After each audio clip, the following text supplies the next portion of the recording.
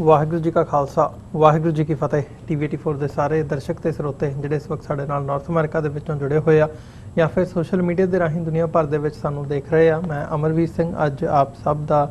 ਇਸ ਸੱਚੋ ਸੱਚ ਪ੍ਰੋਗਰਾਮ ਦੇ ਵਿੱਚ ਤਹਿ ਦਿਲੋਂ ਸਵਾਗਤ ਕਰਦਾ। ਵਿਊਅਰਸ, ਅੱਜ 7 ਅਗਸਤ 2020 23 ਸਾਵਣ ਨਾਨਕ ਸ਼ਾਹੀ ਸੰਮਤ 552 ਦੇ ਦਿਨ ਅਸੀਂ ਇਹ ਪ੍ਰੋਗਰਾਮ ਲੈ ਕੇ ਤੁਹਾਡੀ ਕਚਹਿਰੀ ਦੇ ਵਿੱਚ ਹਾਜ਼ਰ ਹੋਏ ਆ। हर रोज़ की तरह doctor Amarjeet Singh Khalistan affair centre के संचालक इस वक्त साडे नाल स्टूडियो दे विच मौजूद ने ते जिथे ये सारे टॉपिक बीते 24 घंटे दीयां जिहड़ियां डेवलपमेंट्स ने, खास तौर ते अयोध्या दे विच जो राम मंदिर नूं लैके सारा यह घटनाक्रम वापरिया, जिहड़ा हिंदुत्वी फोर्सिस वल्लों जिस तरह का यह माहौल सिरजा गया, इस बाबत जिहड़ी है विचार चर्चा नूं जिहड़ी है अगे तोरांगे। सो अज दे शो दे विच आप सब दा स्वागत है। नाल ही नाल साडे जिहड़े मुसलमान वीर भैणां ने उन्हां नूं अस्सलाम वालेकुम।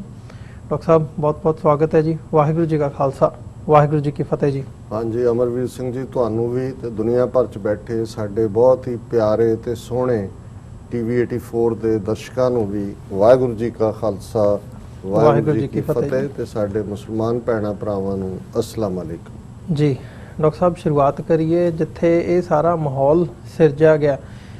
ਇਹਦੇ ਥੋੜਾ ਜਿਹਾ ਮੈਂ ਪਿਛੋਕੜ ਵੱਲ ਜੇ ਜਾ ਕੇ ਦੇਖਣਾ ਹੋਵੇ ਤੇ ਉਸ ਬਾਬਤ ਤੁਹਾਡੇ ਵਿਚਾਰ ਜਾਣਨੇ ਚਾਹਾਂਗੇ। ਖਾਸ ਤੌਰ ਤੇ ਜਦੋਂ ਇਸ ਰਾਮ ਮੰਦਿਰ ਦੀ ਗੱਲ ਹੁੰਦੀ ਹੈ ਤੇ ਬਾਬਰੀ ਮਸਜਿਦ, ਇਹਦੇ ਤੋਂ ਪਹਿਲਾਂ ਸੀ ਇਹ ਵੀ ਗੱਲ ਸਾਹਮਣੇ ਆਉਂਦੀ ਹੈ ਕਿ ਇੱਥੇ ਜਦੋਂ ਅਦਾਲਤਾਂ ਵੀ ਇਹ ਗੱਲ ਮੰਨਦੀਆਂ ਨੇ ਕਿ ਰਾਮ ਮੰਦਿਰ ਦਾ ਜਿਹੜਾ ਵਜੂਦ ਹੈ ਜਾਂ ਉੱਦਾਂ ਦੇ ਕੋਈ ਉੱਥੇ ਸਬੂਤ ਨਹੀਂ ਲੱਭਦੇ ਕਿ ਉੱਥੇ ਰਾਮ ਮੰਦਿਰ ਪਹਿਲਾਂ ਮੌਜੂਦ ਸੀ, ਤੇ ਉਹੀ ਗੱਲ ਜੇ ਬ੍ਰੌਡਰ ਕੰਟੈਕਸਟ ਦੇ ਵਿੱਚ ਧਰਮ ਦੇ ਨਾਲ ਜੋੜ ਕੇ ਜਾਂ ਹਿੰਦੂਤਵਾ ਦੇ ਨਾਲ ਜੋੜ ਕੇ ਦੇਖਣੀ ਹੋਵੇ ਤਾਂ ਜਿਹੜੀਆਂ ਇਹ ਸਾਰਾ ਜਿਹੜਾ ਇੱਕ ਸਿਰਜਿਆ ਗਿਆ, ਇਹ ਸਾਰਾ ਇੱਕ ਕਿਤੇ ਨਾ ਕਿਤੇ ਮਿਥਿਹਾਸਕ ਜਾਂ ਇੱਕ ਸਟੋਰੀ ਦੇ ਉੱਤੇ ਹੀ ਜਾਪਦਾ। ਸੋ ਇਹਦੇ ਵਿੱਚ ਫਿਰ ਸਿਵਲਾਈਜੇਸ਼ਨ ਦਾ ਪਾਰਟ ਵੀ ਜੁੜ ਜਾਂਦਾ ਹੈ। ਜਦੋਂ ਤੁਸੀਂ ਆਰੀਅਨਸ ਦੀ ਜਾਂ ਜਿਹੜੀ ਚੀਨ ਦੀ ਸੱਭਿਅਤਾ ਹੈਗੀ ਆ ਉਹਦੀ ਇੱਕ ਵੱਖਰਾ ਪਾਰਟ ਹੈ, ਡਰਾਵਿਡਨਸ ਦਾ ਵੱਖਰਾ ਉਹ ਹੈ। ਜਦੋਂ ਆਰੀਅਨਸ ਆਉਂਦੇ ਨੇ ਤੇ ਕਿਵੇਂ ਉਹ ਸਾਊਥ ਵੱਲ ਨੂੰ ਧੱਕਦੇ ਨੇ ਡਰਾਵਿਡਨ ਸਿਵਲਾਈਜੇਸ਼ਨ ਨੂੰ, ਜਿਹੜੇ ਪਹਿਲਾਂ ਇਸ ਖਿੱਤੇ ਦੇ ਵਿੱਚ ਨਾਰਥ ਇੰਡੀਆ ਜਾਂ ਜਿਹੜੀ ਗੰਗਾ ਜਮਨਾ ਤਹਿਜ਼ੀਬ ਜਿੱਥੇ ਇਸ ਵਕਤ ਵਸਦੀ ਹੈ ਉਹ ਸਾਰਾ ਪਾਰਟ ਹੈ। ਸੋ ਇਹਦਾ ਇੱਕ ਇਤਿਹਾਸਕ ਪਿਛੋਕੜ ਹੈ ਵੱਖੋ ਵੱਖਰੇ ਪਹਿਲੂਆਂ ਦੇ ਉੱਤੋਂ, ਜਿਹਨੂੰ ਰਾਮ ਨਾਲ ਜਾਂ ਰਾਮ ਮੰਦਿਰ ਨਾਲ ਜੋੜ ਕੇ ਵੀ ਦੇਖਿਆ ਜਾ ਸਕਦਾ, ਬਾਬਰੀ ਮਸਜਿਦ ਦੇ ਨਾਲ, ਤੇ ਜਦੋਂ ਸਿਵਲਾਈਜੇਸ਼ਨਸ ਦੀ ਗੱਲ ਹੁੰਦੀ ਹੈ ਉਸ ਪੱਖ ਤੋਂ ਵੀ। ਸੋ ਥੋੜਾ ਜਿਹਾ ਅੱਜ ਪਿਛੋਕੜ ਨੂੰ ਵੀ ਟੱਚ ਕਰ ਲਈਏ ਜਿੱਥੇ ਇਹ ਸਾਰਾ ਘਟਨਾਕ੍ਰਮ ਚੱਲ ਰਿਹਾ। ਦੇਖੋ, ਸਭ ਤੋਂ ਪਹਿਲਾਂ ਮੈਂ ਜਿਹੜਾ ਹਵਾਈ ਹਾਦਸਾ ਭਾਰਤ ਦੇ ਸੂਬੇ ਕੇਰਲਾ ਦੇ ਕਾਲੀਕਟ ਸ਼ਹਿਰ ਦੇ ਵਿੱਚ ਵਾਪਰਿਆ, ਜਿੱਥੇ ਕਿ ਇੱਕ ਜਹਾਜ਼ ਜਿਹੜਾ ਕਿ 에ਅਰ ਇੰਡੀਆ ਐਕਸਪ੍ਰੈਸ ਦਾ, ਜਿਸ 'ਚ 191 ਪੈਸੇਂਜਰ ਸਨ, ਦੁਬਈ ਤੋਂ ਉੜਿਆ। ਕਾਲੀਕਟ ਜਿਹੜੀ ਹੈ ਉਸ ਥਾਂ ਦੇ ਉੱਤੇ ਉਹਨੇ ਹਵਾਈ ਅੱਡੇ ਤੇ ਉਤਰਨਾ ਸੀ ਔਰ ਇਸ ਜਹਾਜ਼ ਦੇ ਵਿੱਚ ਬਹੁਤੇ ਉਹੀ ਮੁਸਾਫਰ ਨੇ ਜਿਹੜੇ ਲੰਬੇ ਵਕਤ ਤੋਂ ਪਿਛਲੇ 3-4 ਮਹੀਨੇ ਤੋਂ ਕੋਵਿਡ-19 ਦੀ ਵਜ੍ਹਾ ਕਰਕੇ ਜਿਹੜਾ ਉਹ ਦੁਬਈ ਦੇ ਵਿੱਚ ਸਟਰਕ ਸਨ। ਸੋ ਜਿਹੜਾ ਉਹਨਾਂ ਨੂੰ ਵਾਪਸ ਲਿਆਉਣ ਦੀ ਪ੍ਰੋਸੈਸ ਪਿਛਲੇ ਕੁਝ ਹਫ਼ਤਿਆਂ ਤੋਂ ਚੱਲ ਰਹੀ ਹੈ। ਇਹ ਜਹਾਜ਼ ਉਸੇ ਹੀ ਜਿਹੜਾ ਸਕੀਮ ਦਾ ਹਿੱਸਾ ਸੀ ਔਰ ਕਿਉਂਕਿ ਬਹੁਤਿਆਂ ਨੂੰ ਇਹ ਯਾਦ ਹੋਏਗਾ ਕਿ ਜਿਹੜੀਆਂ ਮੌਨਸੂਨ ਹਵਾਵਾਂ ਨੇ ਉਹ ਪਹਿਲਾਂ ਸ਼ੁਰੂ ਵੀ ਉੱਥੋਂ ਹੀ ਹੁੰਦੀਆਂ ਨੇ, ਕੇਰਲਾ ਦੇ ਨੇੜਿਓਂ ਹੀ 45 ਦਿਨ ਲੈਂਦੀਆਂ, ਪੰਜਾਬ ਤੱਕ ਪਹੁੰਚਦੇ ਆ। ਔਰ ਕੇਰਲਾ ਦੇ ਵਿੱਚ ਜਿਹੜਾ ਮੌਨਸੂਨ ਦਾ ਸੀਜ਼ਨ ਹੈ ਬਹੁਤ ਮੀਂਹ ਹੁੰਦੇ ਨੇ ਔਰ ਜਿਹੜਾ ਇਸ ਦਾ ਕਾਰਨ ਦੱਸਿਆ ਜਾ ਰਿਹਾ ਕਿਉਂਕਿ ਜਿਉਂ ਹੀ ਇਹ ਜਹਾਜ਼ ਲੈਂਡ ਕੀਤਾ ਰਨਵੇ ਤੇ ਸਲਿਪ ਕੀਤਾ ਔਰ 2 ਹਿੱਸਿਆਂ ਦੇ ਵਿੱਚ ਟੁੱਟ ਗਿਆ ਔਰ ਉਸ ਦੇ ਵਿੱਚ ਜਿਹੜੀਆਂ ਹੁਣ ਤੱਕ ਦੀਆਂ ਖਬਰਾਂ ਨੇ 18 ਦੇ ਕਰੀਬ ਮੁਸਾਫਰ ਮਾਰੇ ਜਾ ਚੁੱਕੇ ਨੇ ਔਰ ਉਹਦੇ 'ਚ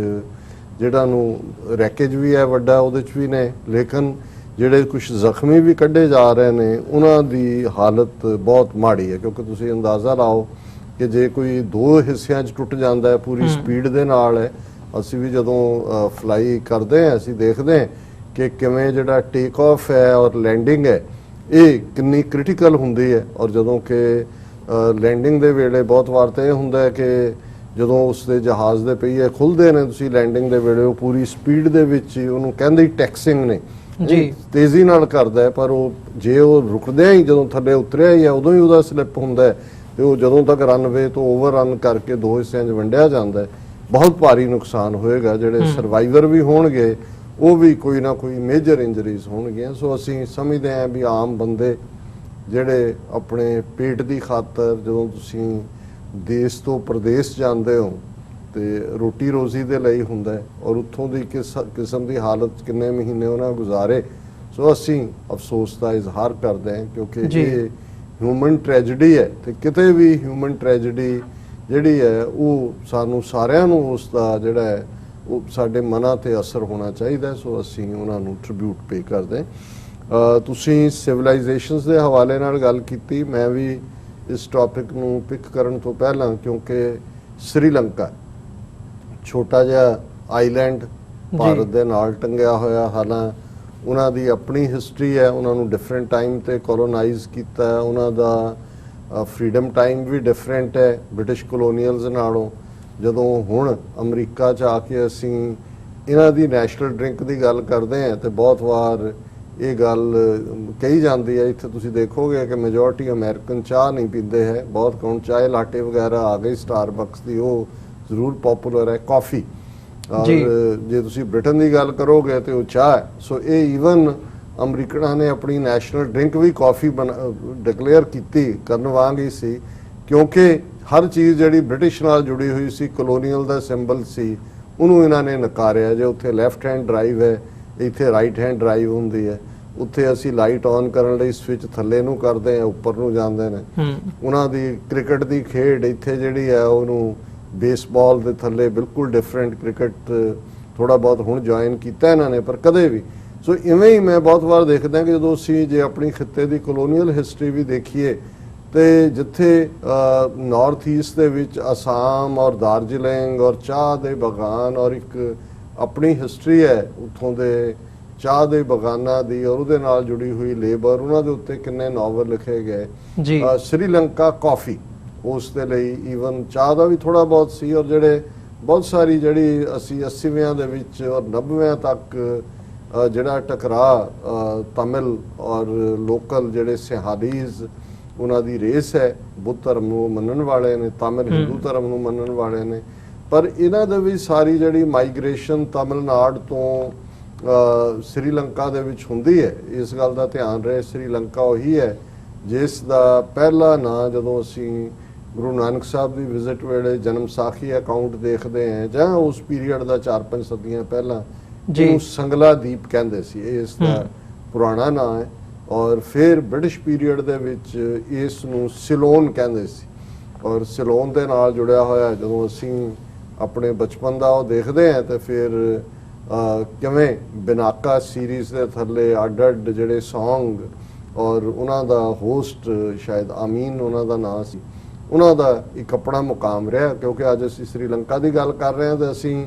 ਜਿੱਥੇ ਹਿਸਟੋਰੀਕਲ ਪਰਸਪੈਕਟਿਵ 'ਚ ਗੁਰੂ ਨਾਨਕ ਸਾਹਿਬ ਦੀ ਸੰਗਲਾਦੀਪ ਵਿਜ਼ਿਟ ਜਿਹੜਾ ਜਨਮ ਸਾਖੀ ਅਕਾਊਂਟ ਵੀ ਹੈ ਔਰ ਸਾਡੇ ਦੂਸਰੇ ਵੀ ਸੀਨਾ ਬਸੀਨਾ ਵੀ ਹੈ, ਔਰ ਉੱਥੋਂ ਨਾਲ ਜੁੜਿਆ ਹੋਇਆ ਇੱਕ ਸ਼ਬਦ ਵੀ ਜਿਹੜਾ ਗੁਰੂ ਗ੍ਰੰਥ ਸਾਹਿਬ 'ਚ ਉਸ ਨਾਲ ਪ੍ਰਸੰਗਕ ਨੂੰ ਕਿਹਾ ਜਾਂਦਾ ਹੈ ਕਿ ਕਿਸੇ ਕੌਂਟੈਕਸਟ 'ਚ ਹੈ, ਗਾਛੋ ਪੁੱਤਰੀ ਰਾਜ ਕੁਆਰ ਜੀ। ਔਰ ਐਸਾ ਕਿਹਾ ਜਾਂਦਾ ਹੈ ਕਿ ਇੱਕ ਗੁਰੂ ਨਾਨਕ ਸਾਹਿਬ ਦਾ ਸਿੱਖ ਭਾਈ ਮਨਸੁਖ ਜਿਹੜੇ ਕਿ ਵਪਾਰ ਕਰਦੇ ਸੀ, ਉਸ ਸਿਲਸਿਲੇ 'ਚ ਸੰਗਲਾਦੀਪ ਗਏ ਸੀ। ਉਹਨਾਂ ਦੀ ਦ੍ਰਿੜਤਾ, ਉਹਨਾਂ ਦਾ ਫੇਥ, ਇਮਾਨਦਾਰੀ ਨੂੰ ਉਸ ਰਾਜੇ ਨੂੰ ਦੇਖ ਕੇ ਜਿਹੜਾ ਉੱਥੋਂ ਦਾ ਰਾਜਾ ਸੀ ਉਹ ਇੰਨਾ ਕੁ ਪ੍ਰਭਾਵਿਤ ਹੋਇਆ ਕਿ ਅਲਟੀਮੇਟਲੀ ਗੁਰੂ ਨਾਨਕ ਸਾਹਿਬ ਉਸ ਨੂੰ ਦਰਸ਼ਨ ਦੇਣ ਦੇ ਲਈ, ਉਸ ਨਾਲ ਮਿਲਣ ਦੇ ਲਈ ਗਏ। ਔਰ ਇਹ ਸਿੱਖ ਕਨੈਕਸ਼ਨ ਹੈ। ਹਾਲਾਂਕਿ ਉੱਥੇ ਇਸ ਬਾਰੇ ਕੋਈ ਰਿਸਰਚ ਵੀ ਹੋਈ ਹੈ ਥੋੜੀ ਬਹੁਤ, ਲੇਕਿਨ ਕੋਈ ਉਹ ਮੁਕਾਮ ਜਾਂ ਹਿਸਟੋਰੀਕਲ ਗੁਰਦੁਆਰਾ ਤਾਂ ਅਜੇ ਸ਼ਾਇਦ ਸਥਾਪਿਤ ਨਾ ਹੋਇਆ ਹੋਵੇ, ਹੁਣ ਦਾ ਮੈਨੂੰ ਪਤਾ ਨਹੀਂ ਹੈ, ਲੇਕਿਨ ਇਹ ਸਾਡੇ ਨਾਲ ਜੁੜਿਆ ਹੋਇਆ। ਲੇਕਿਨ ਇਹ ਸੰਗਲਾਦੀਪ ਤੋਂ ਸਿਲੋਨ ਤੋਂ ਹੁੰਦਾ ਹੋਇਆ ਸ੍ਰੀਲੰਕਾ ਤੱਕ ਪਹੁੰਚਿਆ। ਔਰ ਜਿਹੜੀ ਮੈਂ ਤਮਿਲ ਲੋਕਾਂ ਦੀ ਗੱਲ ਕੀਤੀ ਹੈ, ਇਹ ਇੱਕ ਵੱਡੀ ਮਾਈਗ੍ਰੈਂਟ ਲੇਬਰ ਜਿਹਨੂੰ ਅੰਗਰੇਜ਼ ਲੈ ਕੇ ਗਏ ਉੱਥੋਂ ਦੇ ਕਾਫੀ ਔਰ ਟੀ ਗਰੋਥ ਦੇ ਲਈ, ਜਿਹੜੇ ਕਿ ਉਸ ਜਿਹੜਾ ਸਿਲੋਨ ਦੇ ਜਾਂ ਸ੍ਰੀਲੰਕਾ ਦੇ ਨਾਰਥ ਦੇ ਵਿੱਚ ਸੈਟਲ ਹੋਏ ਜ਼ਿਆਦਾ, ਜਿਹਦੇ ਜਾਫਨਾ ਔਰ ਜਿਹਦਾ ਏਰੀਆ ਔਰ ਜਿਹਦੇ ਨਾਲ ਜੁੜਿਆ ਹੋਇਆ ਅਸੀਂ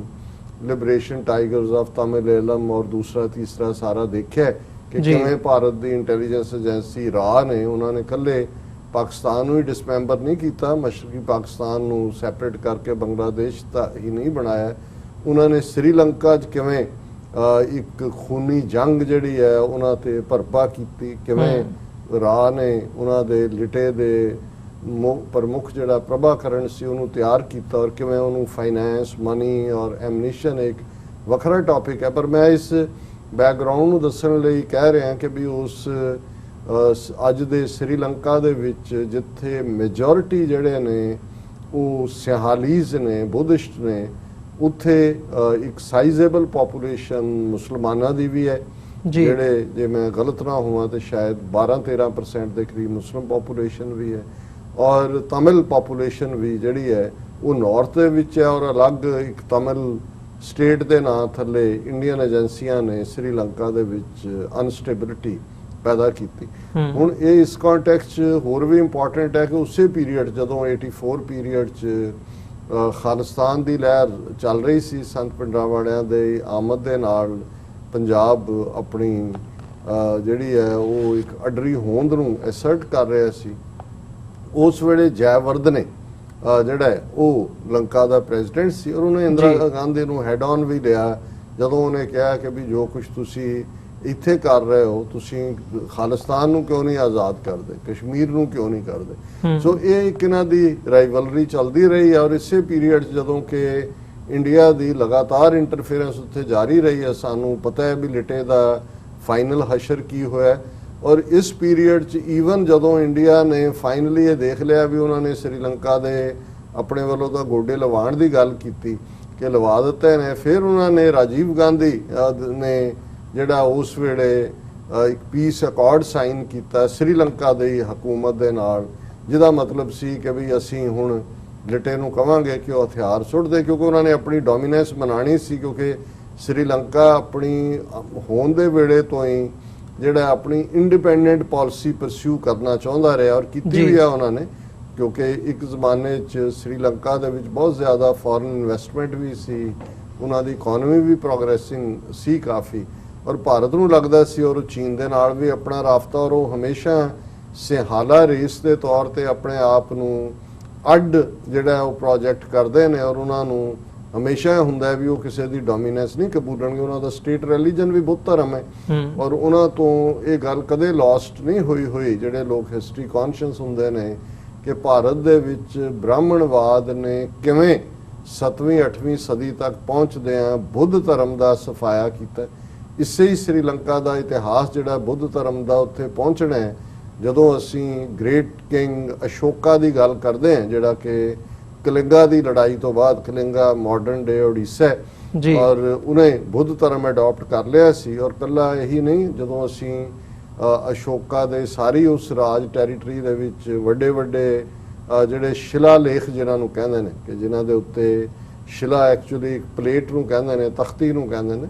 ਕਿ ਜਿਸ ਦੇ ਉੱਤੇ ਕੰਪੈਸ਼ਨ, ਦਇਆ, ਰਹਿਮ, ਇਨਸਾਫ,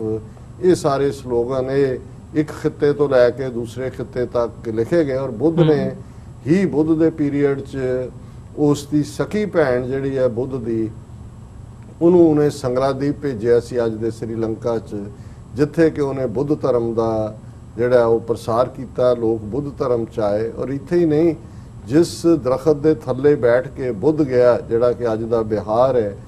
ਬੁੱਧ ਨੂੰ ਗਿਆਨ ਹੋਇਆ ਸੀ ਜਾਂ ਉਸ ਨੇ ਆਪਣੀ ਪ੍ਰੀਚਿੰਗ ਸ਼ੁਰੂ ਕੀਤੀ ਸੀ। ਪਹਿਲਾ ਸਰਮਨ ਉਹਨੇ ਸਾਰਨਾਥ ਦੀ ਥਾਂ ਤੇ ਦਿੱਤਾ ਸੀ, ਬਨਾਰਸ ਤੋਂ ਥੋੜੀ ਬਾਹਰ।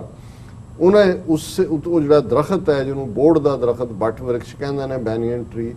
ਉੱਥੋਂ ਜਿਹੜਾ ਲਿਜਾ ਕੇ ਉਸ ਦੀ ਇੱਕ ਬ੍ਰਾਂਚ ਜਿਹੜੀ ਹੈ ਸ੍ਰੀਲੰਕਾ ਦੇ ਵਿੱਚ ਵੀ ਸੀ, ਉਹ ਯਾਦ ਕਿ ਉਹਨੂੰ ਬੋਧੀ ਦਰਖਤ ਕਹਿੰਦੇ ਸੀ। ਔਰ ਮੇਰਾ ਖਿਆਲ ਹੈ ਬੁੱਧ ਨਾਲ ਰਿਲੇਟਡ ਹੋਰ ਵੀ ਰੈਲਿਕ ਉਹਦੀ ਡੈਥ ਤੋਂ ਪਹਿਲਾਂ ਉਹਨਾਂ ਦੇ ਦੰਦ ਜਾਂ ਕੁਝ ਹੋਰ ਵੀ ਉਹਨਾਂ ਨੇ ਪ੍ਰੀਜ਼ਰਵ ਕੀਤਾ ਹੋਇਆ। ਲੇਕਿਨ ਜਦੋਂ ਬ੍ਰਾਹਮਣਵਾਦੀਆਂ ਨੇ ਇਧਰੋਂ ਡਿਸਟਰੋਏ ਕਰ ਦਿੱਤਾ ਬੁੱਧ ਧਰਮ ਨੂੰ, ਉਹਨਾਂ ਨੇ ਉਸ ਬੋਰਡ ਦੇ ਬੈਨੀਅਨ ਟਰੀ ਨੂੰ ਵੀ ਅੱਗ ਲਾ ਦਿੱਤੀ ਸੀ ਬੌਧ ਗਿਆ ਦੇ ਵਿੱਚ, ਜਿਹਦੇ ਥੱਲੇ ਬੁੱਧ ਨੂੰ ਗਿਆਨ ਹੋਇਆ ਸੀ। ਅੱਜ ਵੀ ਉਹਦਾ ਵੱਡਾ ਕੰਟਰੋਲ ਬਾਹਮਣਾਂ ਦੇ ਕੋਲ ਹੈ, ਪੰਡਤਾਂ ਕੋਲ ਹੈ, ਇੱਕ ਨੁੱਕਰ ਜਿਹੇ 'ਚ ਬੋਧੀ ਨੇ। ਤੇ ਫਿਰ ਜਿਹੜਾ ਵਾਪਸ ਹੁਣ ਉੱਥੇ ਬੌਧ ਗਿਆ ਦਰਖਤ ਲੱਗਾ, ਉਸੇ ਹੀ ਸ੍ਰੀਲੰਕਾ ਤੋਂ ਜਿਹੜੀ ਹੈ ਫਿਰ ਜਿਹੜਾ ਉਹਦੀ ਭੈਣ ਨੇ ਅਸ਼ੋਕ ਦੇ ਨੇ ਜਾ ਕੇ ਉੱਥੇ ਲਾਈ ਸੀ, ਉਹ ਬ੍ਰਾਂਚ ਔਰ ਟਰੀ ਬਣਿਆ ਸੀ, ਉੱਥੋਂ ਬ੍ਰਾਂਚ ਲਿਆ ਕੇ ਇੱਥੇ ਲਾਈ ਹੋਈ ਸੀ ਔਰ ਅੱਜ ਦਾ ਜਿਹੜਾ ਉਹ ਬੈਨੀਅਨ ਟਰੀ ਹੈ ਉਹ ਉਸ ਤੋਂ ਬਾਅਦ ਗਰੋ ਹੋਇਆ। ਸੋ ਇਹ ਪਿਛੋਕੜ ਸਮਝਣਾ ਜ਼ਰੂਰੀ ਹੈ ਕਿ ਜਦੋਂ ਅਸੀਂ ਦੇਖਦੇ ਹਾਂ ਕਿ ਜੀ ਸ੍ਰੀਲੰਕਾ ਕਿਵੇਂ ਚਾਈਨਾ ਦੇ ਆਰਬਿਟ 'ਚ ਚਲਾ ਗਿਆ, ਜਾਂ ਉਹਨੇ ਆਪਣੀ ਕੁਝ ਸਾਲ ਪਹਿਲਾਂ ਆਪਣੀ ਵੱਡੀ ਇੱਕ ਪੋਰਟ ਜਿਹੜੀ ਹੈ ਉਹ ਚਾਈਨਾ ਨੂੰ ਦਿੱਤੀ ਸੀ ਡਿਵੈਲਪ ਕਰਨ ਲਈ, ਹੁਣ ਦੇ ਕੰਟੈਕਸਟ 'ਚ ਵੀ ਉਹ ਵਨ ਬੈਲਟ ਵਨ ਰੋਡ ਜਿਹੜਾ ਨਾਂ ਸੀ ਪਹਿਲਾਂ ਉਹਦਾ ਹਿੱਸਾ ਬਣਿਆ। ਹੁਣ ਚੀਨ ਭਾਰਤ ਕਲੈਸ਼ 'ਚ ਵੀ ਸ੍ਰੀਲੰਕਾ ਨੇ ਕੋਈ ਗੱਲ ਨਹੀਂ ਕੀਤੀ। ਸੋ ਇਹ ਬਹੁਤਿਆਂ ਨੂੰ ਲੱਗਦਾ ਹੋਏਗਾ ਕਿ ਵੀ ਐਸਾ ਕੀ ਕਿਉਂਕਿ ਸ੍ਰੀਲੰਕਾ ਦੇ ਬੁੱਧਿਸਟ ਬੇਸ਼ੱਕ ਬੁੱਧ ਧਰਮ ਕੰਪੈਸ਼ਨ ਔਰ ਅਸੀਂ ਨਾਨ ਵਾਇਲੈਂਸ ਨਾਲ ਹਮੇਸ਼ਾ ਇੱਕ ਕੋਵਾਰਡਿਸ ਜੋੜਦੇ ਹਾਂ, ਪਰ ਉਹਨਾਂ ਦਾ ਜਿਹੜਾ ਸਿਹਾਲੀਜ਼ ਵੀ ਬੁੱਧ ਧਰਮ ਹੈ ਅਗਰੈਸਿਵ ਹੈ, ਔਰ ਕਿਉਂਕਿ ਬ੍ਰਾਹਮਣਵਾਦ ਦੇ ਨਾਲ ਉਹਨਾਂ ਦੀ ਟੱਕਰ ਹੋਈ ਹੈ, ਉਹ ਲਾਈਂਗ ਡਾਊਨ ਨਹੀਂ ਲੈਂਦੇ। ਸੋ ਉਹਨਾਂ ਨੇ ਜਦੋਂ ਇਹਨਾਂ ਨੇ ਤਮਿਲਾਂ ਨੂੰ ਜਿਹੜੇ ਬੇਸ਼ੱਕ ਸ੍ਰੀਲੰਕਾ 'ਚ ਕਈ ਦਹਾਕਿਆਂ ਤੋਂ ਅੰਗਰੇਜ਼ ਦੇ ਜ਼ਮਾਨੇ ਤੋਂ ਸੀ, ਜਦੋਂ ਇਹਨਾਂ ਨੇ ਚੁੱਕ ਕੇ ਉਹਨਾਂ ਨੂੰ ਰਿਬੈਲੀਅਨ ਕਰਾਉਣਾ ਚਾਹਿਆ ਜਾਂ ਸਿਵਲ ਵਾਰ ਉੱਥੇ ਭਰਪਾ ਕੀਤੀ, ਤਾਂ ਫਿਰ ਉਹਨਾਂ ਦੀ ਸੁਸਾਇਟੀ ਦੇ ਵਿੱਚ ਵੀ ਕਾਫੀ ਵੋਕਲ ਵਾਇਲੈਂਸ ਵਾਲੇ ਜਿਹੜੇ ਬੁੱਧਿਸਟ ਮੰਕ ਵੀ ਨਿਕਲੇ, ਔਰ ਨਤੀਜੇ ਦੇ ਤੌਰ ਤੇ ਉਹਨਾਂ ਨੇ ਜਿਹੜੀ ਹੈ ਇੱਕ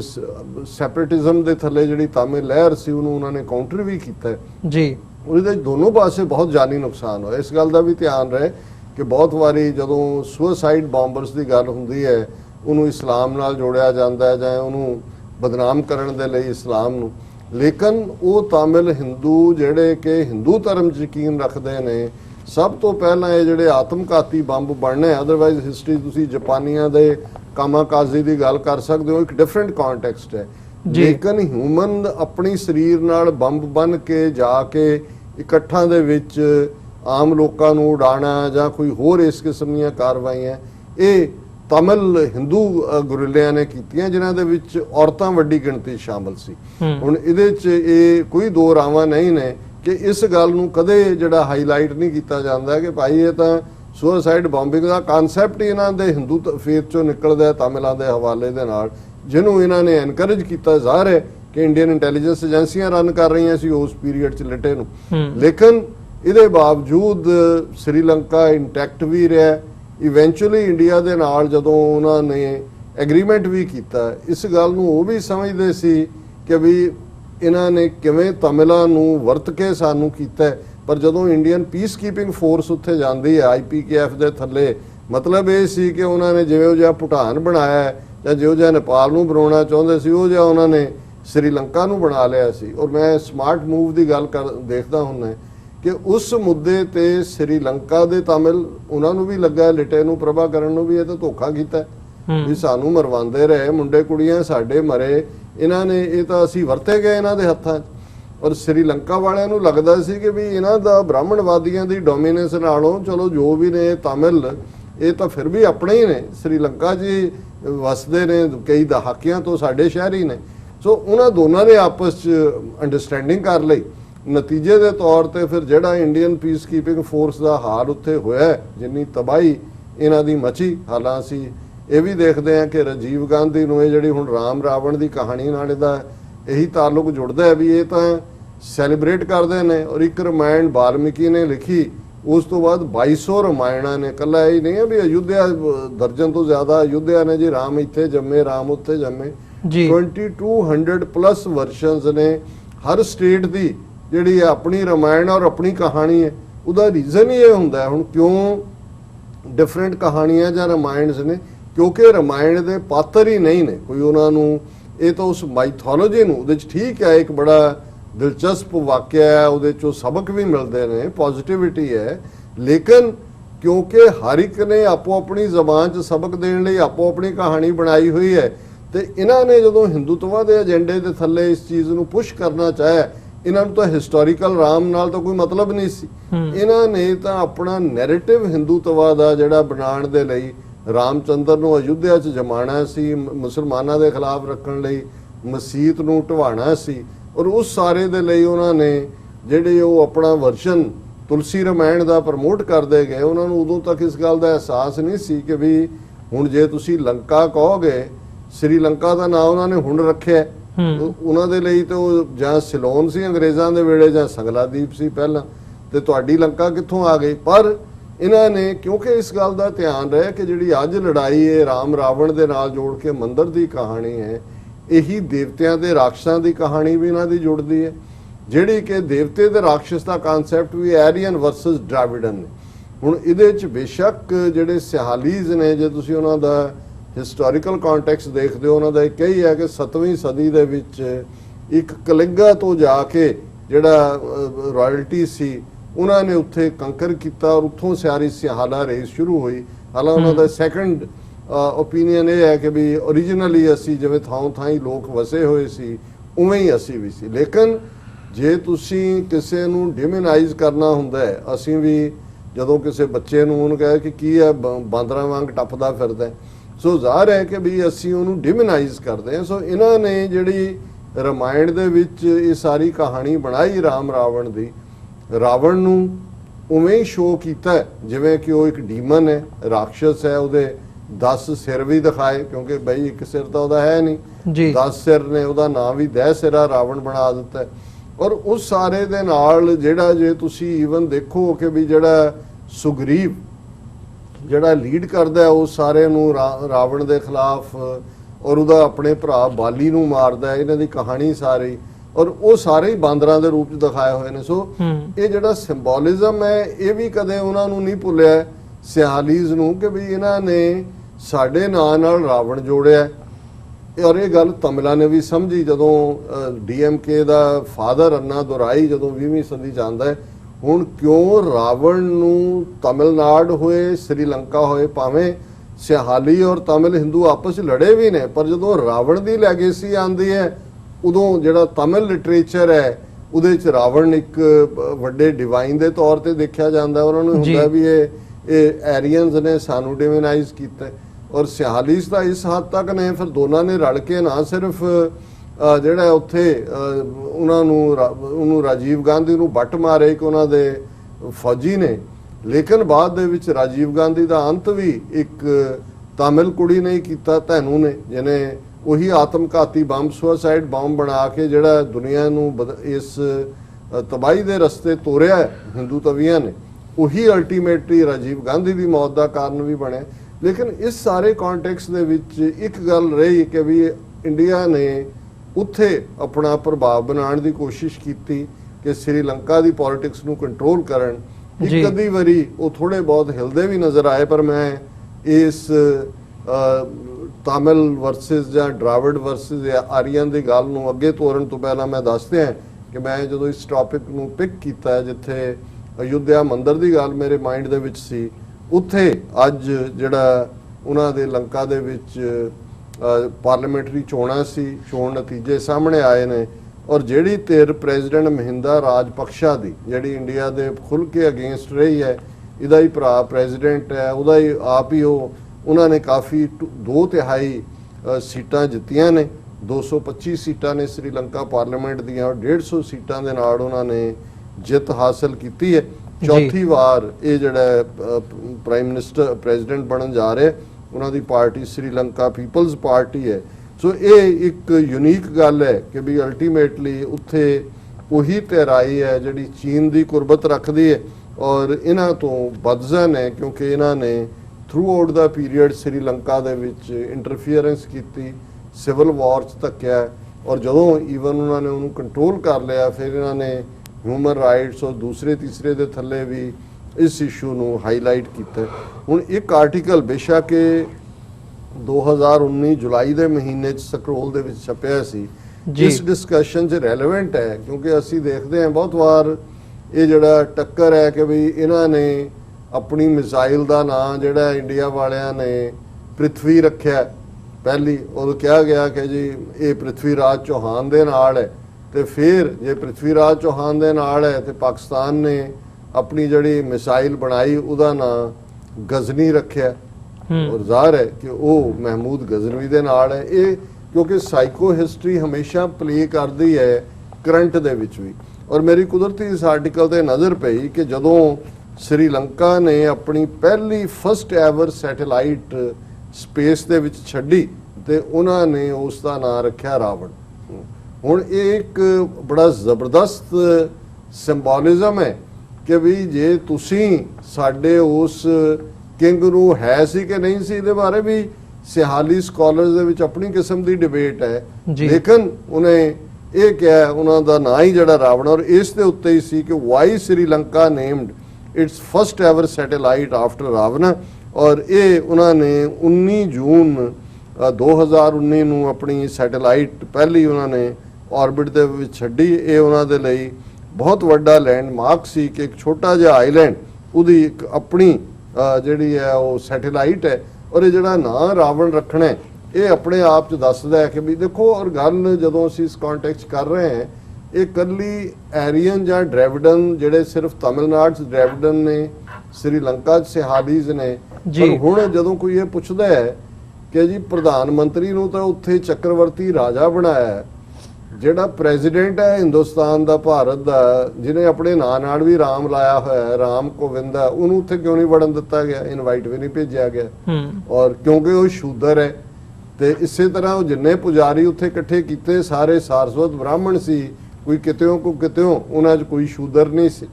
ਹੁਣ ਜੇ ਤੁਸੀਂ ਸ਼ੂਦਰਾਂ ਦੇ ਨਾਲ ਵੀ ਜਿਹੜੇ ਸੋ ਕਾਲਡ ਸ਼ੂਦਰ ਇਹਨਾਂ ਦੇ ਬਣਾਏ ਹੋਏ ਇਹ ਦੇਖੋ, ਤੇ ਫਿਰ ਉਹੀ ਗੱਲ ਆਉਂਦੀ ਹੈ ਜਦੋਂ ਅੱਜ ਭਾਰਤ ਦਾ ਇੱਕ ਵੱਡਾ ਹਿੱਸਾ ਦਲਿਤਾਂ ਦਾ ਆਪਣੇ ਆਪ ਨੂੰ ਮੂਲ ਨਿਵਾਸੀ ਕਹਿੰਦਾ ਹੈ। ਮੂਲ ਦਾ ਮਤਲਬ ਹੁੰਦਾ ਓਰੀਜਨਲ, ਜਿਨ੍ਹਾਂ ਲਈ ਲਫ਼ਜ਼ ਉੱਥੇ ਕਾਨੂੰਨ ਦੇ ਵਿੱਚ ਆਦੀਵਾਸੀ, ਜਿਨ੍ਹਾਂ ਨੂੰ ਟ੍ਰਾਈਬਲਸ ਕਿਹਾ ਗਿਆ, ਪਰ ਉਹਦੇ ਲਈ ਹਿੰਦੀ 'ਚ ਲਫ਼ਜ਼ ਆਦ ਹੁੰਦਾ ਸ਼ੁਰੂ ਤੋਂ, ਕਿ ਜਿਹੜੇ ਉੱਥੇ ਸ਼ੁਰੂ ਤੋਂ ਰਹਿੰਦੇ ਸੀ। ਹੁਣ ਜੇ ਤੁਸੀਂ ਦੇਖੋ ਕੁੱਲ ਮਿਲਾ ਕੇ ਇਹ ਇਕੱਲੀ ਰਾਮ ਦੀ ਵਿਕਟਰੀ ਦੇ ਨਾਂ ਥੱਲੇ ਮੰਦਰ ਕੋਈ ਮੁਸਲਮਾਨਾਂ ਨੂੰ ਡਰਾਉਣ ਲਈ ਨਹੀਂ ਹੈ, ਜਾਂ ਮੁਸਲਮਾਨਾਂ ਦੇ ਖਿਲਾਫ ਨਹੀਂ ਹੈ, ਜਾਂ ਸਿਰਫ ਸਿੱਖਾਂ ਦੇ ਖਿਲਾਫ ਨਹੀਂ ਹੈ। ਹੁਣ ਇਸ ਸਾਰੇ ਚੋਂ ਮੈਸੇਜ ਕਿਹਨੂੰ ਕਿਹਨੂੰ ਮਿਲਿਆ? ਹੁਣ ਤੁਸੀਂ ਸ੍ਰੀਲੰਕਾ 'ਚ ਨਹੀਂ ਸੈਲੀਬ੍ਰੇਸ਼ਨ ਦੇਖੀ, ਉਹਨਾਂ ਨੇ ਤਾਂ ਆਪਣੀ ਜਿਹੜੀ ਉਹ ਮਿਸਾਈਲ ਆਰਬਿਟ ਦੇ ਵਿੱਚ ਹੈ ਮਿਸਾਈਲ, ਉਹਦਾ ਨਾਂ ਉਹਨਾਂ ਨੇ ਜਿਹੜਾ ਉਸ ਨੂੰ ਰਾਵਣ ਦੇ ਨਾਂ ਨਾਲ ਕਿਹਾ। ਔਰ ਇਹ ਜਿਹੜੀ ਸੈਟੇਲਾਈਟ, ਪਹਿਲੀ ਸੈਟੇਲਾਈਟ ਜਿਹੜੀ ਹੈ ਉਹ ਰਾਵਣ ਹੈ। ਇੱਧਰ ਜਿਹੜਾ ਜੇ ਹੁਣ ਇੱਕ ਪ੍ਰੈਜ਼ੀਡੈਂਟ ਜਿਹਨੂੰ ਪਹਿਲਾਂ ਵੀ ਜਗਨਨਾਥਪੁਰੀ ਦੇ ਵਿੱਚ ਮੰਦਰ 'ਚ ਨਹੀਂ ਸੀ ਵੜਨ ਦਿੱਤਾ ਇੰਡੀਆ ਦੇ ਰਾਸ਼ਟਰਪਤੀ ਨੂੰ, ਕਿ ਬਈ ਇਹ ਸ਼ੂਦਰ ਹੈ, ਔਰ ਨਾ ਕੋਈ ਉੱਥੇ ਪੁਜਾਰੀ ਜਾਂਦਾ। ਸੋ ਇਹ ਸਾਡੇ ਲਈ ਇੱਕ ਪੋਜ਼ਿਟਿਵ ਗੱਲ ਵੀ ਹੈ ਕਿ ਜਦੋਂ ਅਸੀਂ ਇਸ ਬ੍ਰਾਹਮਣਵਾਦ ਦੇ ਖਿਲਾਫ ਜੰਗ ਟੂ ਦਾ ਕਨਕਲੂਜਨ ਖੜਨੀ ਹੈ ਮੰਤਕੀ ਅੰਜਾਮ ਤੱਕ, ਤੇ ਇਹ ਸਾਰੀਆਂ ਧਿਰਾਂ ਨੇ ਜਿਨ੍ਹਾਂ ਨੂੰ ਸਾਨੂੰ ਦੇਖਣਾ ਹੋਏਗਾ ਕਿ ਵੀ ਇਹ ਨਾਰਥ ਗੰਗਾ ਜਮਨਾ ਤਹਿਜ਼ੀਬ ਦਾ ਇਹ ਬ੍ਰਾਹਮਣਵਾਦ ਦਾ ਤਬਕਾ 3.5-4% ਲੋਕ ਇਹਨਾਂ ਨੇ ਕਿਵੇਂ ਇਹਨਾਂ ਨੇ ਵੇਚਿਆ। ਜ਼ਰੂਰ ਹੈ ਹਿੰਦੂਤਵਾ ਜਦੋਂ ਆ ਜਾਂਦਾ, ਈਵਨ ਜ਼ਾਤ-ਪਾਤ ਪਿੱਛੇ ਰਹਿ ਜਾਂਦੀ ਹੈ, ਕਿਉਂਕਿ ਐਸਾ ਉਹਨਾਂ ਨੇ ਸ਼ਰਧਾ ਤੇ ਭਗਤੀ ਦੇ ਨਾਂ ਥੱਲੇ ਕ੍ਰੀਏਟ ਕੀਤਾ। ਪਰ ਇਹ ਨੁਕਤੇ ਨੇ ਜਿਨ੍ਹਾਂ ਤੇ ਸਾਨੂੰ ਆਪਣੇ ਲੋਕਾਂ ਨੂੰ, ਇਹਨਾਂ ਸਾਰੇ ਵਰਗਾਂ ਨੂੰ ਦੱਸਣਾ ਪਏਗਾ ਕਿ ਅਸੀਂ ਬ੍ਰਾਹਮਣਵਾਦ ਦੇ ਭਰਮਜਾਲ ਚੋਂ ਕਿਵੇਂ ਨਿਕਲਣਾ। ਔਰ ਇਸ ਸਾਰੇ ਚੋਂ ਉਹਨਾਂ ਨੇ ਜਿੱਥੇ 2200 ਤੋਂ ਜ਼ਿਆਦਾ ਰਮਾਇਣਾਂ ਦੀ ਗੱਲ ਕੀਤੀ, ਇਹਨਾਂ ਨੇ ਤਾਂ 2500 ਕਿਹਾ। ਉਹਨਾਂ ਨੇ ਕਿਹਾ ਕਿ ਵੀ ਇਹ ਜਿਹੜੀ ਆਪਣੇ ਆਪ 'ਚ ਇਹ ਗੱਲ ਦੱਸਦੀ ਹੈ ਕਿ ਵੀ ਇਹ ਜਿਹੜੀ ਹੈ ਜਿਹੜੀਆਂ ਰਮਾਇਣਾਂ ਨੇ ਉਹਨਾਂ ਦੇ ਵਿੱਚ ਇੱਕ 22 ਲੈਂਗੁਏਜਿਸ ਜਿਹੜੀਆਂ ਉਹਨਾਂ ਦੀਆਂ ਨੇ, ਉਹਨਾਂ 'ਚ ਇੱਕ ਸਿਹਾਲਾ ਜਿਹੜੀ ਹੈ ਉਹਦੇ 'ਚ ਵੀ ਹੈ, ਪਰ ਉਹਦੇ 'ਚ ਬਿਲਕੁਲ ਅਲੱਗ ਵਰਜਨ ਹੈ। ਉਹ ਕਦੇ ਮੰਨਦੇ ਹੀ ਨਹੀਂ ਹੈ ਕਿ ਬਈ ਸਾਡਾ ਕੋਈ ਇੱਥੇ ਰਾਵਣ ਵੀ ਹੋਇਆ। ਪਰ ਹੁਣ ਜਦੋਂ ਇਹਨਾਂ ਨੇ ਹੀ ਉਹਨਾਂ ਨੂੰ ਡਿਵਨਾਇਆ, ਉਹਨਾਂ ਨੇ ਕਿਹਾ ਜੀ ਠੀਕ ਹੈ, ਫਿਰ ਜੇ ਰਾਵਣ ਹੈ ਤੇ ਫਿਰ ਸਾਡੀ ਸੈਟੇਲਾਈਟ ਦਾ ਨਾਂ ਵੀ ਰਾਵਣ ਹੈ, ਔਰ ਤੁਸੀਂ ਜਿਹੜਾ ਹੈ ਇਹ ਸਾਰੇ ਨੂੰ ਸਾਨੂੰ ਡਿਮਨਾਈਜ਼ ਕਰ ਰਹੇ ਹੋ। ਔਰ ਉਹਨਾਂ ਨੇ ਕਿਹਾ ਵੀ ਜਦੋਂ ਇੰਡੀਆ ਦੀ so called piece keeping force defeat ਹੋਈ ਤੇ ਉਹਨਾਂ ਨੇ ਕਿਹਾ ਕਿ ਇਹਨਾਂ ਨੂੰ ਉਹਨਾਂ ਨੇ ਉਹਦਾ ਨਾਂ ਹੀ ਉਹਨਾਂ ਨੇ ਰੱਖਿਆ ਸੀਗਾ ਕਿ ਬਈ ਇਹ ਆਰਮੀ ਆਫ ਮੰਕੀਜ਼, ਕਿਉਂਕਿ ਇਹਨਾਂ ਨੇ ਆਪਣੀ ਰਮਾਇਣ 'ਚ ਸ੍ਰੀਲੰਕਾ ਦੇ ਵਾਲਿਆਂ ਨੂੰ ਮੰਕੀ ਬਾਂਦਰ ਬਣਾਇਆ, ਹਨੂਮਾਨ ਨੂੰ ਵੀ ਨਾਲ ਜੋੜਿਆ, ਸੁਗਰੀਵ ਨੂੰ ਵੀ ਉਹ ਨਾਲ ਬਾਂਦਰ ਹੁੰਦੇ ਨੇ ਰਾਮਲੀਲਾ। ਉਹਨਾਂ ਨੂੰ ਕਿਹਾ ਵੀ ਇਹ ਅਸਲੀ ਬਾਂਦਰ ਨੇ ਜਿਹੜੇ ਇੱਥੋਂ ਡਿਫੀਟ ਹੋ ਕੇ ਗਏ ਨੇ। ਫਿਰ ਉਹਨਾਂ ਨੇ ਕਿਹਾ ਕਿ ਵੀ ਇਸੇ ਤਰ੍ਹਾਂ ਜਿਹੜਾ ਸਦੀਆਂ ਤੋਂ ਪਾਲੀ ਲੈਂਗੁਏਜ ਦੇ ਵਿੱਚ ਉਹਨਾਂ ਦਾ ਇੱਕ ਮਹਾ ਵੰਸ਼ਾ ਐਪਿਕ ਹੈ, ਜਿਹਦੇ 'ਚ ਉਹਨਾਂ ਨੇ ਕਲਚਰਲ ਫਾਊਂਡੇਸ਼ਨ ਸ੍ਰੀਲੰਕਾ ਦੀ ਉਹਨੂੰ ਮੰਨਿਆ ਜਾਂਦਾ ਹੈ। ਔਰ ਇਸ ਸਾਰੇ ਦੇ ਥੱਲੇ ਉਹਨਾਂ ਨੇ ਕਿਹਾ ਵੀ ਇਹ ਜਿਹੜੀ ਨਵੀਂ ਵਰਸ਼ਨ ਹੈ, ਜਿਹੜਾ ਹੁਣ ਨਿਊ ਸਿਹਾਲਾ ਬੁੱਧਿਜ਼ਮ ਹੈ, ਉਹ ਬੜੇ ਐਗਰੈਸਿਵ ਨੇ ਆਪਣੀ ਆਈਡੈਂਟੀਟੀ ਨੂੰ ਲੈ ਕੇ, ਔਰ ਉਹ ਜਿਹੜਾ ਇਹ ਸਾਰਾ ਰਾਮਾ ਔਰ ਦੂਜੇ ਦੇ ਥੱਲੇ ਨੇ ਇਹਨੂੰ ਪੁੱਜ ਕੇ ਵਿਰੋਧ ਕਰਦੇ ਨੇ। ਔਰ ਉਹਨਾਂ ਨੇ ਕਿਹਾ ਵੀ ਇਸ ਸਾਰੇ ਦੀ ਕੁਮਾਰਾ ਟੁੰਗਾ ਮੁਨੀਦਾਸਾ ਜਿਹੜੀ ਕਲਚਰਲ ਰੈਨੇਸੈਂਸ ਸ੍ਰੀਲੰਕਾ 'ਚ ਹੋਈ 1941 ਦੇ ਵਿੱਚ, ਇੱਕ ਲਿਟਰਰੀ ਆਰਗੇਨਾਈਜੇਸ਼ਨ ਹੈ। ਔਰ ਉਹਨਾਂ ਨੇ ਕਿਹਾ ਵੀ ਉਹਨਾਂ ਨੇ the goal of organisation was to purify Sinhala language of external influences, ਇਹ ਜਿਹੜੇ ਬਾਹਰਲੇ ਪ੍ਰਭਾਵ ਨੇ ਉਹਨਾਂ ਤੋਂ ਉਹ ਕਹਿੰਦੇ ਨੇ ਵੀ ਅਸੀਂ ਕੱਢਣੇ। ਔਰ ਉਹਨਾਂ ਨੇ ਇਹਦੇ 'ਚ ਵੀ ਕਿਹਾ ਕਿ they then located Ravana as a Sinhala hero. ਉਹਨਾਂ ਨੇ ਕਿਹਾ ਕਿ ਜਿਹੜਾ ਰਾਵਣ ਨੂੰ ਇਹ ਡਿਮੋਨਾਈਜ਼ ਕਰਦੇ ਨੇ ਇਹ ਸਾਡਾ ਹੀਰੋ ਹੈ। ਔਰ ਉਹਦੇ 'ਚ ਹਿਸਟਰੀ ਦੇ ਇੱਕ ਪ੍ਰੋਫੈਸਰ ਨੇ ਯੂਨੀਵਰਸਿਟੀ ਆਫ ਕੋਲੰਬੀਆ 'ਚ, ਉਹਨਾਂ ਨੇ ਕਿਹਾ ਵੀ ਉਸ ਤੋਂ ਖੁੱਲ੍ਹ ਕੇ ਜਿਹੜੀ ਐਂਟਾਈ ਇੰਡੀਆ ਸਟੇਨ ਹੈ ਉਹਨਾਂ ਦੇ ਵਿੱਚ ਹੈਗੀ ਹੈ। ਔਰ ਉਹਨਾਂ ਨੇ ਈਵਨ ਇੰਡੀਅਨ ਆਰਮੀ ਦਾ ਨਾਂ ਵੀ ਜਿਹੜਾ ਹੈ ਉਹ ਮੰਕੀ ਆਰਮੀ ਰੱਖਿਆ। ਔਰ ਉਹਨਾਂ ਨੇ ਦਰਸ਼ਕ ਈਵਨ ਦੇਖ ਸਕਦੇ ਨੇ ਸਕਰੀਨ ਦੇ ਉੱਤੇ ਕੁਝ ਪਿਕਚਰਸ ਵੀ ਜਿਹੜੀਆਂ ਇਸ ਆਰਟੀਕਲ ਦਾ ਹਿੱਸਾ ਸੀ ਕਿ ਵੀ ਇਹ ਬੇਸ਼ੱਕ ਕਈਆਂ ਨੂੰ ਇਹ ਪ੍ਰੋਬਲਮੈਟਿਕ ਲੱਗਦਾ ਹੈ ਕਿ ਪਰ ਉਹਨਾਂ ਨੇ ਕਿਹਾ ਕਿ post war Sri Lanka after LTTE was defeated in 2009 the triumphalism has added to the Ravana myth. Dabra decoying of Tilburg University called Ravanization a form of cultural revitalization which portrays him as the most famous king not just for Lanka but of an ancient and indigenous civilization. ਉਹਨਾਂ ਨੇ ਕਿਹਾ ਵੀ ਆ ਲਿਟੇ ਦੀ ਇਸ defeat ਤੋਂ ਬਾਅਦ ਹੁਣ ਜਿਹੜਾ ਰਾਵਣ ਹੈ ਉਹ ਕੱਲਾ ਇਹੀ ਨਹੀਂ ਕਿ ਉਹਨਾਂ ਨੂੰ ਕੋਈ ਫੇਮਸ ਕਿੰਗ ਦੇ ਤੌਰ ਤੇ ਮੰਨ ਰਹੇ ਨੇ। ਉਹਨਾਂ ਨੇ ਕਿਹਾ ਕਿ ਵੀ ਇਹ ਉਹਨਾਂ ਦੇ ਲਈ ਈਵਨ ਉਹਨਾਂ ਦੀ ਸਿਵਲਾਈਜੇਸ਼ਨ ਦਾ ਹੀ ਹੈ। ਔਰ ਇੱਕ ਗੱਲ ਉਹਨਾਂ ਨੇ ਨਾਲ ਕੀ the imagination of a glorious past and more specifically the revitalisation of Ravana finds its expression in multiple ways among Sialis Buddhists, such as the publication of popular books and articles। कि ਹੁਣ ਉੱਥੇ ਬਹੁਤ ਸਾਰੀਆਂ ਕਿਤਾਬਾਂ ਔਰ ਆਰਟੀਕਲ ਰਾਵਣ ਦੇ ਉੱਤੇ ਉਸਦੀ ਬਹਾਦਰੀ ਦੇ ਛਪ ਰਹੇ ਨੇ। Production of TV and radio programmes, ਬਹੁਤ ਸਾਰੇ ਟੀਵੀ ਰੇਡੀਓ ਪ੍ਰੋਗਰਾਮ ਨੇ ਇਸ ਲਾਈਨ ਦੇ ਉੱਤੇ। ਸੌਂਗਸ ਐਂਡ ਰਾਵਣਾ ਸਟੈਚੂਸ, ਰਾਵਣ ਦੇ ਬੁੱਤ ਵੀ ਸ੍ਰੀਲੰਕਾ 'ਚ ਖੜੇ ਹੋ ਗਏ ਨੇ। and the promotion of Angampura, a traditional Sri Lankan martial art, ਕਿ ਜਿਹੜਾ ਉਹਨਾਂ ਦਾ ਆਪਣਾ ਮਾਰਸ਼ਲ ਆਰਟ ਸੀ ਅੰਗਾਮਪੁਰਾ, ਉਹ ਉਹਨਾਂ ਨੇ ਪ੍ਰਮੋਟ ਕੀਤਾ। ਔਰ ਉਹਨਾਂ ਨੇ ਕਿਹਾ ਕਿ ਵੀ ਗੱਲ ਕੱਲੀ ਇਹ ਨਹੀਂ ਹੈ, ਇਸੇ ਆਰਟੀਕਲ ਦਾ ਹਿੱਸਾ ਹੈ ਕਿ ਤਮਿਲਨਾਡੂ ਦੇ ਵਿੱਚ ਵੀ ਜਿਹੜਾ ਸਾਬਕਾ ਤਮਿਲਨਾਡੂ ਦਾ ਚੀਫ ਮਿਨਿਸਟਰ ਰਿਹਾ ਅੰਨਾਦੁਰਾਈ portrayed Ravana as a Dravidian king wronged at the hands of his Aryan counterpart. It was effectively used to build the discourse of Aryan invasion theory in the state. Aryan Dravidian ਟਕਰਾਅ ਦੀ ਗੱਲ ਨੂੰ ਉਹਨਾਂ ਨੇ highlight ਕੀਤਾ ਕਿ ਬੇਸ਼ੱਕ ਉਹਨਾਂ ਨੇ ਕਿਹਾ ਕਿ ਵੀ ਇਹ ਤਮਿਲਨਾਡੂ ਔਰ ਸ੍ਰੀਲੰਕਾ ਸਮੁੰਦਰ ਰਾਹੀਂ ਸੈਪਰੇਟ ਨੇ, but when it comes to Ravana ਉਹਨਾਂ ਨੇ ਵੀ ਉਹਨੂੰ ਆਈਡਲਾਈਜ਼ ਕਰ ਲਿਆ, ਇੱਧਰ ਵਾਲਿਆਂ 'ਚ ਵੀ ਹੈ। ਔਰ ਇਹ ਜਿਹੜਾ ਸਾਰਾ ਇਹਦਾ ਨਤੀਜਾ ਕੱਲ ਨੂੰ ਕੀ ਹੋਏਗਾ, ਉਹਨਾਂ ਕਿਹਾ ਵੀ ਭਾਰਤੀ ਜਨਤਾ ਪਾਰਟੀ ਦਾ ਤੇ ਸਾਰਾ ਜਿਹੜਾ ਨੈਰੇਟਿਵ ਹੀ ਰਾਮਾਇਣ ਦਾ ਉਹ ਰਾਮ ਦੇ ਨਾਲ ਜੁੜਿਆ ਹੋਇਆ। ਇਹਦਾ ਮਤਲਬ ਇਹ ਹੈ ਵੀ ਆਲਰੇਡੀ ਫਿਸ਼ਰ ਜਿਹੜੇ ਪਹਿਲਾਂ ਹੀ ਕ੍ਰੀਏਟ ਹੋਏ ਨੇ ਰਾਮਾਇਣ ਦੀ ਤੁਲਸੀਦਾਸ ਦੀ ਕਹਾਣੀ ਨਾਲ ਬਹੁਤ ਡੀਪਰ ਜਾਣਗੇ। ਔਰ ਇਹ ਜਿਹੜੀ ਅਲਟੀਮੇਟ ਜੰਗ ਹੈ ਉਹਦੇ ਵਿੱਚ ਤਮਿਲਨਾਡੂ ਵੀ, ਕਿਉਂਕਿ ਰਾਵਣ ਨੂੰ ਜੇ ਰਾਮ ਨੂੰ ਤੁਸੀਂ ਬਿਲਟ ਕਰ ਰਹੇ ਹੋ, ਰਾਮ ਲੱਲਾ ਬਣਾ ਰਹੇ ਹੋ, ਦੁਸਹਿਰੇ ਤੇ ਰਾਵਣ ਨੂੰ ਫੂਕ ਰਹੇ ਹੋ। ਔਰ ਇਸ ਸਾਰੇ ਦਾ ਨਤੀਜਾ ਇਹ ਹੋਏਗਾ ਕਿ ਵੀ ਇਹ ਜਿਹੜੀ ਹੈ ਉਹਨਾਂ ਨੇ ਫਿਰ ਇੱਕ ਗੱਲ ਉਹਨਾਂ ਨੇ ਨਾਲ ਇਹ ਵੀ ਕਹੀ। ਹੁਣ ਇੱਥੇ ਤਾਂ ਉਹਨਾਂ ਨੇ ਮੋਦੀ ਨੂੰ ਦੱਸਿਆ ਕਿ ਜੀ ਮੋਦੀ ਜਿਹੜਾ ਹੈ ਉਹ ਜਹਾਜ਼ ਤੋਂ ਉਤਰਿਆ ਜਿਵੇਂ ਰਾਮਚੰਦਰ ਪੁਸ਼ਪਕ ਵਿਮਾਨ ਤੋਂ ਆਏ ਸੀ। ਹੁਣ ਉਹਦੇ 'ਚ ਉਹਨਾਂ ਦਾ ਨੈਰੇਟਿਵ ਇਹ ਹੈ ਕਿ ਪੁਸ਼ਪਕ ਵਿਮਾਨ ਆਪਣੇ ਪਿਓ ਦੇ ਘਰੋਂ ਤਾਂ ਨਹੀਂ ਸੀ ਲਿਆਇਆ ਵੀ ਜੇ ਰਾਵਣ ਸੀ ਸੋਨੇ ਦੀ ਲੰਕਾ, ਮਤਲਬ ਇੰਨੀ ਕੁ ਉਹਨੇ ਪ੍ਰੋਸਪੈਰਿਟੀ ਦਿੱਤੀ ਹੋਈ ਸੀ ਤੇ ਸਾਡੀ ਟੈਕਨੋਲੋਜੀ ਵੀ ਇੰਨੀ ਕੁ ਐਡਵਾਂਸ ਸੀ ਕਿ ਪੁਸ਼ਪਕ ਵਿਮਾਨ ਤਾਂ ਹੈ ਹੀ ਸ੍ਰੀਲੰਕਾ ਦਾ ਸੀ ਜਿਹਨੂੰ ਰਾਵਣ ਜਿਹੜਾ ਹਾਈਜੈਕ ਕਰਕੇ ਲੈ ਗਿਆ ਆਪਣੇ ਜਾਣ ਦੇ ਲਈ। ਸੋ ਇਹ ਵੀ ਜਿਹੜਾ ਨੈਰੇਟਿਵ ਇਹਨਾਂ ਨੇ ਆਪਣੀ ਟੈਕਨੋਲੋਜੀ ਨੂੰ ਵਧਾਉਣ ਦਾ ਦੱਸ ਰਹੇ ਨੇ। ਔਰ ਇਹਦੇ 'ਚ ਉਹਨੇ ਐਂਡ 'ਚ ਕਿਹਾ the reign of Ravana with elements like Pushpak Vimana is imagined to be a technologically advanced era। ਕਿ ਸ੍ਰੀਲੰਕਾ ਵਾਲੇ ਕਹਿ ਰਹੇ ਨੇ ਕਿ ਆਹ ਦੇਖੋ ਜੀ ਅਸੀਂ ਕਿਸ ਹੱਦ ਤੱਕ ਐਡਵਾਂਸ ਸੀ ਕਿ ਅਸੀਂ ਤਾਂ ਜਹਾਜ਼ ਬਣਾਇਆ ਹੋਇਆ ਸੀ ਜਿਹਨੂੰ ਇਹਨਾਂ ਦਾ ਰਾਮ ਜਿਹੜਾ ਉਹ ਹਾਈਜੈਕ ਕਰਕੇ ਲੈ ਗਿਆ। ਸੋ ਇੱਕ ਦਿਲਚਸਪ ਹੈ ਔਰ ਇਹਨੂੰ ਅੰਗਰੇਜ਼ੀ 'ਚ ਕਹਿੰਦੇ ਨੇ flip side of the story. ਮੈਨੂੰ ਇਹ ਲੱਗਾ ਵੀ ਇਹ ਜਿਹੜੀ flip side of the Ram Ravana story ਹੈ, ਕਿਉਂਕਿ ਯੂਜੂਲੀ ਅਸੀਂ ਫਰਾਈਡੇ ਦੇ ਪ੍ਰੋਗਰਾਮ 'ਚ ਕੋਈ ਹਿਸਟੋਰੀਕਲ ਪਰਸਪੈਕਟਿਵ ਜ਼ਰੂਰ ਡਿਸਕਸ ਕਰਦੇ। ਸੋ ਇਹ ਮੈਨੂੰ ਦਿਲਚਸਪੀ ਦਾ ਵਾਇਸ ਲੱਗਿਆ। ਔਰ ਸ੍ਰੀਲੰਕਾ 'ਚ ਜਿਹੜੀ ਰਾਜਾਸਪਕ ਦੀ ਜਿੱਤ ਹੈ ਉਹ ਇਹ ਵੀ ਐਂਡੋਰਸ ਕਰ ਰਹੀ ਹੈ ਕਿ ਆਉਣ ਵਾਲੇ ਪੀਰੀਅਡ 'ਚ ਭਾਰਤ ਦੇ ਉੱਥੇ ਕੋਈ ਚਾਂਸ ਨਹੀਂ ਨੇ। ਹਾਲਾਂ ਉਹਦੀ ਜਿੱਤ ਦੇ ਉੱਤੇ ਸਭ ਤੋਂ ਪਹਿਲਾਂ ਵਧਾਈ ਦੇਣ ਵਾਲਿਆਂ 'ਚ ਮੋਦੀ ਹੈ, ਕਿਉਂਕਿ ਚੋਰ ਕੀ ਦਾੜੀ ਮੈਂ ਤਿਨਕਾ। ਜੀ ਡਾਕਟਰ ਸਾਹਿਬ, ਬਿਲਕੁਲ। ਸੋ ਵਿਊਅਰਸ, ਇੱਥੇ ਅਸੀਂ ਇੱਕ ਛੋਟੇ ਜਿਹੇ ਕਮਰਸ਼ੀਅਲ ਬ੍ਰੇਕ ਦੇ ਲਈ ਰੁਕਾਂਗੇ। ਬ੍ਰੇਕ ਤੋਂ ਬਾਅਦ ਦੁਬਾਰਾ ਗੱਲਬਾਤ ਨੂੰ ਇੱਥੋਂ ਅੱਗੇ ਤੋਰਾਂਗੇ।